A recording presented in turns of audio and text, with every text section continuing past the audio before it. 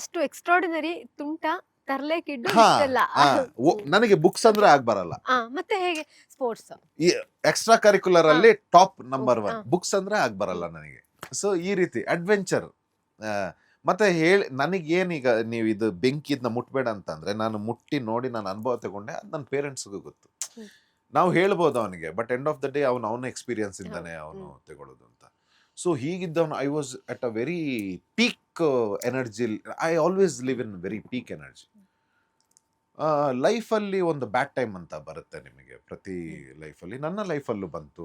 ಕೆಲವು ನಂಬಿಕೆ ದ್ರೋಹಗಳಾಯಿತು, ರಿಲೇಶನ್ಶಿಪ್ಪಲ್ಲೇ ಆಗಿತ್ತು. ದೊಡ್ಡ ನಂಬಿಕೆ ದ್ರೋಹ ಆಗುತ್ತೆ ನಿಮಗೆ. ಒಂದು ಎಷ್ಟೇ ದೊಡ್ಡ ವ್ಯಕ್ತಿ, ಎಷ್ಟೇ ಗಟ್ಟಿ ವ್ಯಕ್ತಿನ ನೀವು ಬೀಳ್ಸಕ್ಕಾಗೋದೇ ಇಮೋಷ್ನಲಿ. ದುಡ್ಡು ಇವತ್ತೆಲ್ಲ ಬೇರೆ ರೀತಿಯಲ್ಲಿ ನಾವು ಮಾಡಬಹುದು, ಹೆಸರು, ಸ್ಥಾನಮಾನ, ಗೌರವ ಏನು. ನಿಮ್ಮ ಒಬ್ಬನ ಹೊಡಿಬೇಕು ಅಂತಂದ್ರೆ ಅವನಿಗೆ ನಂಬಿಕೆ ದ್ರೋಹ ಮಾಡಿ ಇಮೋಷ್ನಲಿ. ಅದು ನಾವು ಇಷ್ಟಪಟ್ಟಿರೋರು ನಮಗೆ ತುಂಬಾ ನಂಬಿಕೆ ದ್ರೋಹ ಮಾಡ್ದಾಗಿದೆಯಲ್ಲ, ಅಷ್ಟು ಸಾಕು ಅವನ್ನ ಪುಡಿ ಮಾಡೋದಕ್ಕೆ. This happens. ಅಲ್ಲಿ ಫಾಲ್ ಆಗ್ತೀನಿ ನಾನು. ಅಲ್ಲಿ ಅದು ತುಂಬಾ it hits me so deep. ಆ ಟೈಮಲ್ಲಿ ತಂದೆ ತಾಯಿಗಳು ದೂರ ಆದ್ರು, ನಾನು ಇಷ್ಟಪಟ್ಟಿರೋರು ದೂರ ಆದ್ರು, ನಾನು ಕಳೆದೋದೆ. ಏನ್ ಕಾರಣ ಆಗಿತ್ತು? ಅದೇ ನಂಬಿಕೆ ದ್ರೋಹ. ನಂಬಿಕೆ ದ್ರೋಹ ಆಯಿತು. ನಾನು ಕಳೆದೋದೆ ಆ ಟೈಮಲ್ಲಿ. ಟೋಟಲಿ ನಾನು ಯಾವ ಫೈರಲ್ಲಿ, ಯಾವ ಎನರ್ಜಿಲಿದ್ದೆ ಅದೊಂದು ಕಟ್ ಆಯ್ತು, ಅಲ್ಲಿ ಬಿದ್ದೆ. ಆ ಟೈಮಲ್ಲಿ ಇನ್ನೊಂದು ಜರ್ನಿ ಸ್ಟಾರ್ಟ್ ಆಗುತ್ತೆ ಸ್ಪಿರಿಚುವಲ್ದು ನಂದು. ಆಗ ಏನಾಯ್ತು, ಆಲ್ಕೋಹಾಲ್ ತಗೊಳ್ತಿದ್ದೆ ನಾನು ಜಾಸ್ತಿ. ನಿದ್ರೆ ಬರಲ್ಲ. ಈ ಆಲ್ಕೋಹಾಲ್ ಇಂದ ಏನಾಯ್ತು, ಕ್ರೊನಿಕಲ್ ಇನ್ಸೋಮ್ನಿಯಾ ಸ್ಟಾರ್ಟ್ ಆಯ್ತು ನನಗೆ. ಅಂತಂದ್ರೆ ನಿದ್ರೆ ಬರಲ್ಲ ನಿಮಗೆ. Wrong thoughts, negative thoughts, alcohol ಕುಡಿದ್ರೆ ನಿದ್ರೆ ಬರ್ಬೇಕಲ್ವಾ? ಬರಲ್ಲ.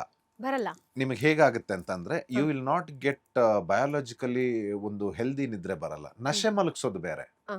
ನೀವೀಗ ರಾತ್ರಿ ಆಲ್ಕೋಹಾಲ್ ನಿಮ್ಮನ್ನ ಮಲಗಿಸುತ್ತೆ.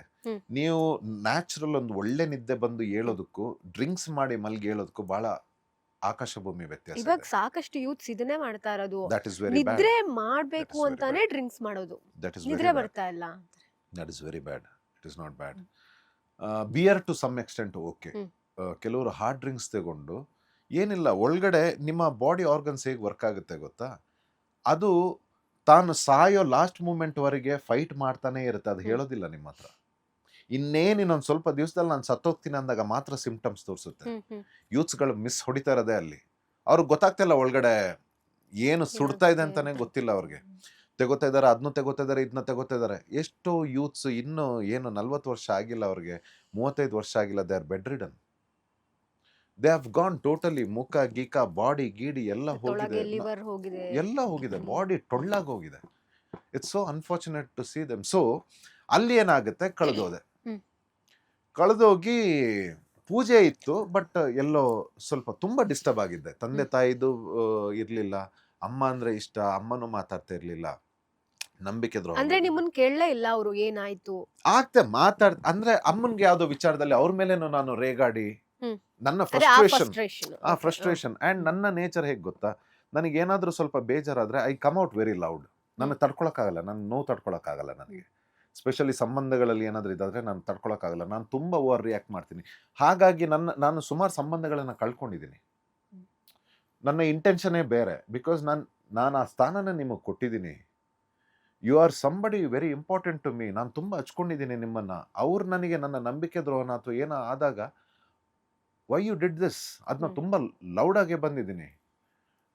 ಬಿಕಾಸ್ ನನಗಾಗಿರೋ ನೋವು ಹೆಂಗಾಗಿದೆ ಗೊತ್ತಾ, ನನಗೆ I am not able to bear this. ಕೇಳಕ್ಕೆ ಯಾರು ರೆಡಿ ಇರ್ಲಿಲ್ಲ. ಕೇಳಕ್ಕೆ ರೆಡಿ ಇಲ್ಲ. ಆಮೇಲೆ ಆ ಪರಿಸ್ಥಿತಿ ನಾನು ಅದನ್ನ ಹೇಳ್ಕೊಳ್ಳೋ ಅಂಥದ್ದು ಅಲ್ಲ.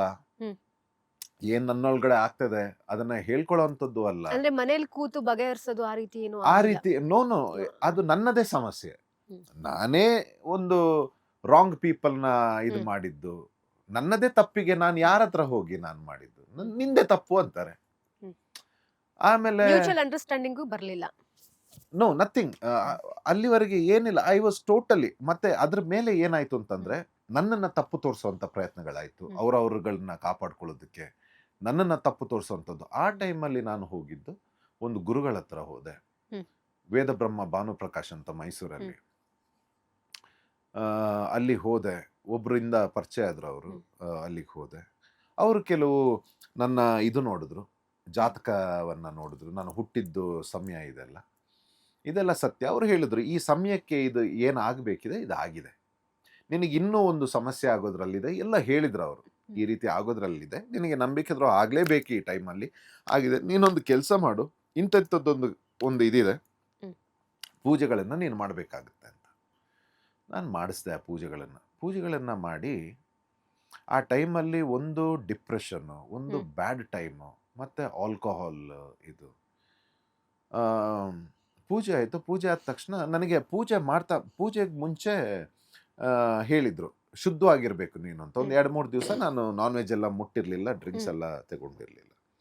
ಮತ್ತು ನೀನು ಈ ಪೂಜೆ ಕೂರೋದಕ್ಕಿಂತ ಮುಂಚೆ ತ್ರಿವೇಣಿ ಸಂಗಮ ಅಲ್ಲಿ ಸ್ನಾನ ಮಾಡಿ, ತ್ರಿವೇಣಿ ಸಂಗಮದಲ್ಲಿ ಟಿ ನರಸೀಪುರ ಅಲ್ಲಿ ಮುಳುಗಿ ಎದ್ದು ಬಂದರೆ ಮತ್ತೆ ಗರ್ಭದಿಂದ ನೀನು ಹುಟ್ಟಿ ಬಂದಷ್ಟು ಶ್ರೇಷ್ಠ ಅನ್ನೋದು ಒಂದು ವಾಡಿಕೆ ಇದೆ ಅಲ್ಲಿ.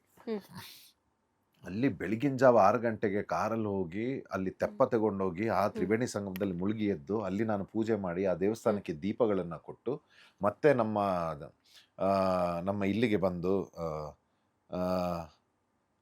ನಮ್ಮ ಮೈಸೂರು ಹತ್ರ ನಮ್ಮ ಇವ್ರ ಗುರುಗಳ ಹತ್ರ ಬಂದು ಅಲ್ಲಿ ಪೂಜೆ ನಡೆಸ್ಬೇಕಾದ್ರೆ ಆ ಗುರುಗಳು ಏನು ನಮ್ಮ ಪೂಜೆ ಮಾಡಿದ್ರು, ನನಗೆ ಆ ವೈಬ್ರೇಷನ್ ಸಿಗ್ತದೆ, ತುಂಬ ಚೆನ್ನಾಗಿ ಹೋಗ್ತಾ ಇದೆ ಅಂತ. ಮಂತ್ರ ಉಚ್ಚಾಟನೆ ಆಗಿ ಅಗ್ನಿದು ಏನು ಹೇಳ್ತಾ ಇದೆ, ನಿಮಗೆ ವೈಬ್ರೇಷನ್ ಸಿಗ್ತಾ ಇದೆ, it is going out very good ಅಂತ.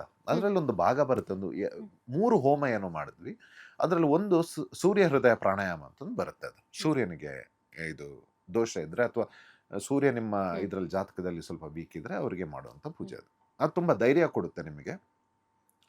ಸೊ ಅದಕ್ಕೆ ಅದು ಮಂತ್ರ ಉಚ್ಚಾಟನೆ ಆಗಬೇಕಾದ್ರೆ ನಾವು 21 ಅದರಲ್ಲಿ ಲೆಕ್ಕ ಪ್ರಕಾರ 21 ನೀವು ರೌಂಡ್ ಹೊಡೆದು ಅಡ್ಡ ಬಿದ್ದು ಹೇಳ್ಬೇಕು. 21 ಅವ್ರ ಗುರುಗಳು ಕೇಳ್ತಾರೆ, ಎಷ್ಟು ನಿನ್ನ ಹತ್ರ ತಾಕತ್ತಿದೆ ನೋಡೋಣ ಗುರುಗಳೇ, ಶರೀರದಲ್ಲಿ ಎಷ್ಟು ತಾಕತ್ತಿದೆ ಮಾಡ್ತೀನಿ ಅಂತ. ಅವರು ಮಂತ್ರ ನಿಲ್ಸೋವರೆಗೆ ಮಾಡಿದ್ದೀನಿ ನಾನು.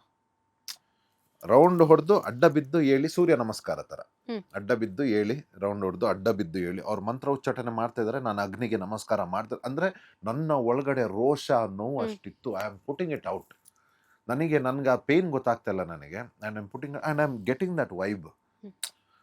ಅದಾಯಿತು. ಆಮೇಲೆ ನನಗೂ ಹೇಳಬೇಕು ಅಂತ ಇಷ್ಟ. ಗುರುಗಳಿಗೆ ಪೂಜೆ ಇವತ್ತು ಭಾಳ ಚೆನ್ನಾಗಾಯಿತು, ಬಿಕಾಸ್ ಆ ವೈಬ್ರೇಷನ್ ನನಗೆ ಗೊತ್ತಾಗ್ತಿತ್ತು ಅಂತ ಅವರು. ಗುರುಗಳೇ ನನಗೂ ಸೇಮ್ ಅನ್ನಿಸ್ತು ಅಂತ ನಾನು. ಒಳ್ಳೇದಾಗಲಿ ನಿನಗೆ. ಸರಿ, ಏನೋ ಕೇಳಬೇಕು, ನಾನೇನು ಇವತ್ತು ರಾತ್ರಿನೇ ಹೋಗಿ ನಾನ್ ವೆಜ್ ತಿಂದ್ಬಿಟ್ಟು ಆಯ್ತಲ್ಲ ಪೂಜೆ ಗೀಜೆ ಎಲ್ಲ ಇನ್ನೇನು ಒಳ್ಳೇದಾಗುತ್ತೆ ಅಂತ. ಆದರೂ ಕೇಳೋಣ ಒಂದು ಅಂತ ಹೇಳಿ, ಗುರುಗಳೇ ಏನಾದರೂ ವ್ರತ ಗೀತ ಕೂರ್ಬೇಕಾ? ಹೌದಾ, ಎಷ್ಟು ದಿವಸ? 40 ದಿವಸ ಅಂದ್ಬಿಡೋದ? 42 ದಿವಸ ಅಣ್ಣ, ನೀನು ಎಲ್ಲವನ್ನು ತ್ಯಜಿಸಿ ನೀನು ಕೂರ್ಬೇಕು ಅಂತ. ಅಯ್ಯೋ ದೇವ್ರೆ, ನಾನ್ ವೆಜ್ ಬಿಟ್ಟಿರೋನಲ್ಲ. ಆಮೇಲೆ 1-2-3 ದಿವಸ ಆಲ್ಕೋಹಾಲ್ ಬಿಡಿ, ಆಮೇಲೆ ಮನ್ಸಾಗುತ್ತೆ, ವೀಕೆಂಡ್ ಸಾಟರ್ಡೆ ಮನ್ಸಾಗುತ್ತೆ. ನಮಗೆ ಬೇರೆ ಇದೆಲ್ಲ ಏನೇನೋ ಟೆನ್ಷನ್ನು. ಒಂದು ಬಿಯರ್ ಏನೀಗ 40 ದಿವಸ ಅಂತ ಏನು ಮಾಡಿದೆ, ಸರಿ ಅದನ್ನು ನೋಡ್ಬಿಡೋಣ ಅಂತ ಹೇಳಿ 40 ದಿವಸದ ಕೂತೆ. ಮನೆಗೆ ಬಂದೆ, ನಾನೇ ಅಡುಗೆ ಮಾಡಿಕೊಂಡು ನನ್ನ ಡ್ಯಾಡಿ ಜೊತೆ ಇದ್ದೆ. ನಮ್ಮ ಕೂರ್ಗ್ ಮನೆಯಲ್ಲಿದ್ದೆ ನಾನು ಡ್ಯಾಡಿ ಜೊತೆ. You will not believe Pallavi ಅವರೇ, ನನ್ನ ಲೈಫ್ ಇದ್ದು ಸ್ಪಿರಿಚುವಲ್ ಜರ್ನಿಲಿ ಇನ್ನೊಂದು ಟ್ರಾನ್ಸ್ಫಾರ್ಮೇಷನ್, ಈ ಸೆಲ್ಫ್ ರಿಯಲೈಸೇಷನ್ ಅಂತ ಬರುತ್ತೆ. ನಿಮ್ಮ ಪರಿಚಯ ನಿಮಗೆ ಆದಾಗ ಮನುಷ್ಯ ಅಂದರೆ ಏನು, ನೀವಂದರೆ ಯಾರು ಅಂತ ನಿಮಗೆ ಪರಿಚಯ ಆಗುತ್ತೆ. ಶಬರಿಮಲೆ ಅಯ್ಯಪ್ಪ ಸ್ವಾಮಿ ಆಗ್ತಾರಲ್ಲ, that is the same concept. 42-48 ದಿವಸದ್ದು ಒಂದು ಮಂಡಲ. ಸೊ ಹಾಗೆ ಆ 40 ದಿವಸ ನನಗೆ ನನ್ನ ಜೀವನ ದರ್ಶನ ಆಯಿತು. ನಾನು ಎಷ್ಟು ನೀಚ, ನಾನು ಏನು ಮಾಡ್ಬೋದಿತ್ತು ನನ್ನ ಜೀವನದಲ್ಲಿ. ಸಾಧಕರು ಹೇಗೆ ಚಿಕ್ಕ ವಯಸ್ಸಿಂದ ದೊಡ್ಡ ಜ್ಞಾನಿಗಳಾಗ್ತಾರಲ್ಲ, ಅವ್ರು ಹೇಗೆ ಆಗ್ತಾರೆ ಎಲ್ಲ ಕಾಣಿಸ್ಬಿಡ್ತು ಕಣ್ಣು ಮುಂದೆ. ಲೇಟೆಸ್ಟ್ ಹಾಗೂ ಇಂಟ್ರೆಸ್ಟಿಂಗ್ ಸುದ್ದಿಗಳಿಗಾಗಿ ಬಾಸ್ ಟಿವಿ ಕನ್ನಡ ಚಾನೆಲ್ನ ಸಬ್ಸ್ಕ್ರೈಬ್ ಮಾಡಿ. ಹಾಗೆಯೇ ಬೆಲ್ ಐಕಾನ್ ಪ್ರೆಸ್ ಮಾಡಿ. ಇದರ ಜೊತೆಗೆ ಫೇಸ್ಬುಕ್, ಇನ್ಸ್ಟಾಗ್ರಾಮ್, ಎಕ್ಸ್ನಲ್ಲೂ ಮಿಸ್ ಮಾಡದೆ ಫಾಲೋ ಮಾಡಿ.